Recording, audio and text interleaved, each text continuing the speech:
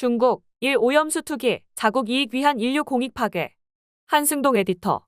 중국은 27일 스위스 제네바에서 열리고 있는 제76차 세계보건총회에서 일본의 후쿠시마 사고 원전 핵 오염수 해양 투기는 자국의 단기적 이익을 위해 전 인류 공동의 장기적 이익을 해치는 것이라며 다시 한번 강도 높게 비판했다.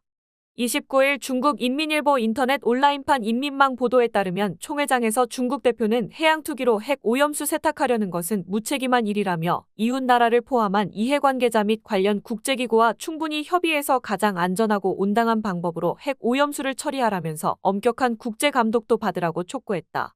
세계보건기구 세계보건총회장에서 중국 대표가 공식 발언을 통해서 한 이런 공개적인 비판의 파장은 적지 않을 것이다. 올해 75주년을 맞은 WHO의 76차 세계보건총회의 주제가 생명을 구하고 모두의 건강을 위해 노력하자는 것이다. 중국 대표는 일본의 핵 오염수 해양 투기가 생명을 위협하고 모두의 건강을 해치는 것이라고 총회 주제를 비틀어 비판한 셈이 됐다. 이번 총회에 한국도 대표단을 파견했는데 일본의 핵 오염수 해양 투기에 대해 어떤 자세를 보일지 궁금하다. 중국 대표는 오염수 해양 투기에 대한 일본 쪽의 주장은 한마디로 독이 없고 이치에 맞다는 것이라며 이는 전혀 근거가 없다고 단언했다. 그는 일본이 오염수의 해양 투기를 선택한 것은 여러 가능한 선택지들 가운데 그것이 가장 비용이 적게 들기 때문이라는 일본 전문가들 평가를 인용하면서 이는 자국의 단기적 이익을 위해 인류의 장기적 공동이익을 해치는 무책임한 짓이라는 점을 재차 비판했다.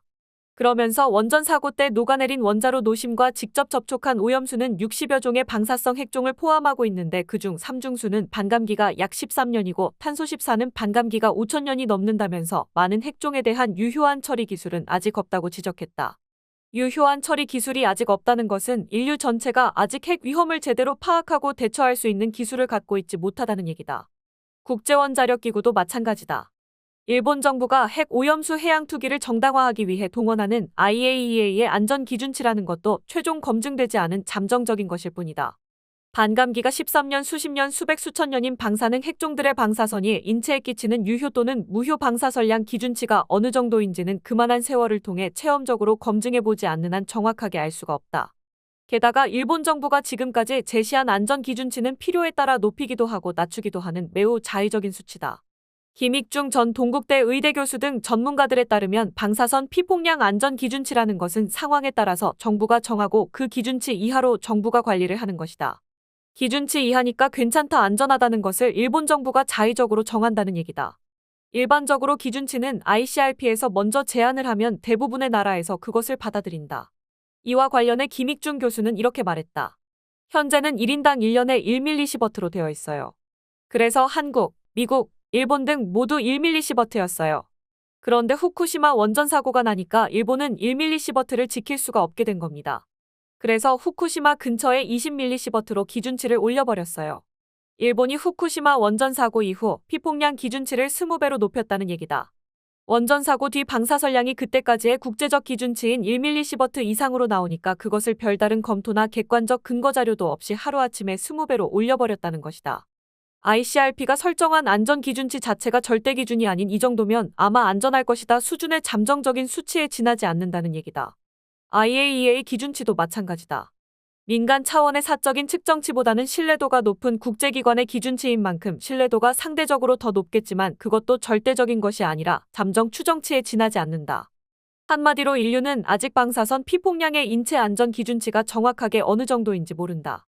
그렇기 때문에 일본 정부가 기준치를 하루아침에 20배로 올려도 그것이 어떤 근거인지 설명하지도 할 수도 없을 뿐만 아니라 왜 그것이 안전기준치가 될 수 없는지, 일본 정부 조치가 왜 엉터리인지를 입증할 정확한 핵 또는 방사선 피폭량 안전기준에 관한 과학 지식을 인류는 갖고 있지 못하다.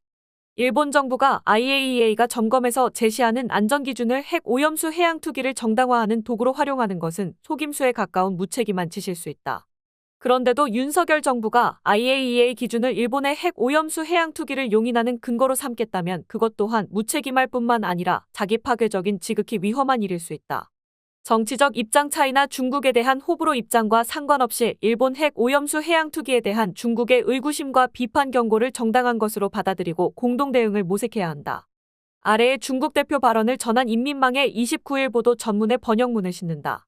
중국 대표는 5월 27일 제76차 세계보건총회에서 후쿠시마 원전 오염수의 바다 배출 문제에 대해 발언하면서 다시 한번 중국의 입장을 밝혔다. 그리고 일본 대표의 답변을 반박했다.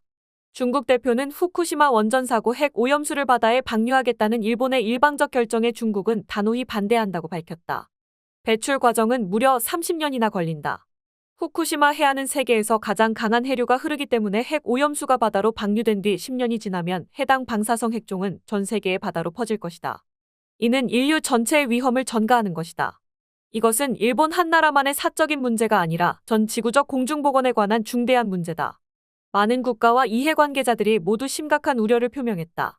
모든 당사자와 합의에 도달하기 전에 일본이 일방적으로 핵 오염수를 바다로 배출해서는 안 된다. 일본 쪽의 답변에 대해 중국 대표는 일본 쪽의 해명은 한마디로 요약할 수 있다고 말했다. 그것은 오염수는 독이 없고 배출은 이치에 맞다는 것이다. 일본 쪽이 한 말은 전혀 근거가 없다.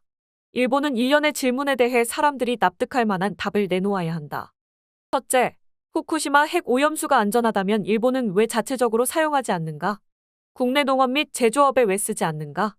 왜 국내 호수에 배출하지 않는가? 이에 대해 일본 쪽은 마땅히 책임 있는 해명을 해야 한다. 둘째, 핵 오염수를 바다에 방류하는 것이 유일한 해결책인가? 일본 경제산업성은 일찍이 5가지 처리 방안을 제시했다.